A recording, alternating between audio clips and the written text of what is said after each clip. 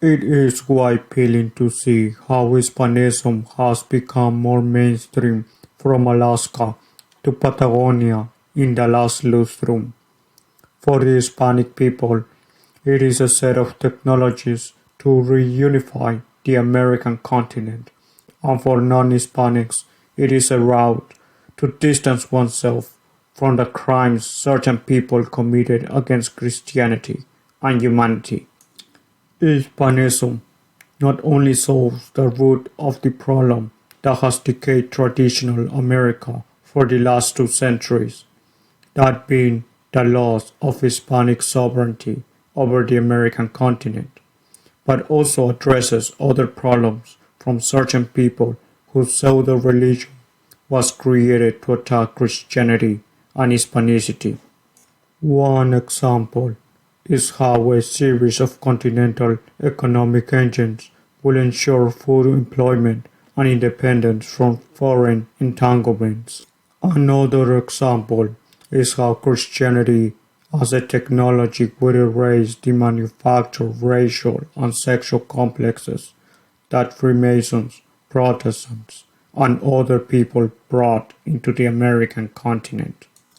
A third example is how Hispanic literature, which has survived the rationalities by many religions and the prohibitions of rights by many states, would grant everyone across the American continent the same freedom of consequences to articulate their ideas.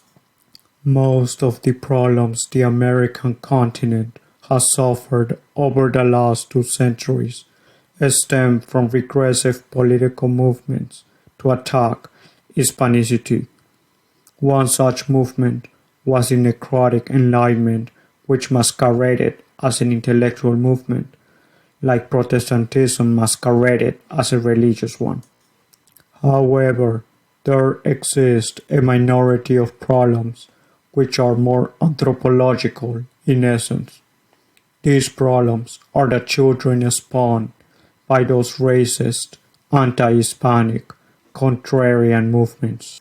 One particular clutch of set spawns are the children of the regressive Enlightenment, who not only have spent 3 centuries smearing black and projecting their necrosis onto Hispanics, but have promoted hateful censorships and wicked inequities everywhere they have been permitted to subvert. Clearly, these evil children of the Enlightenment must not be forgotten, for they have sadistically caused despair and even suicides among many individuals throughout the globe. Another clutch of spawns are those who advocate for and benefit from the continent founded as a homeland for the Hispanic people.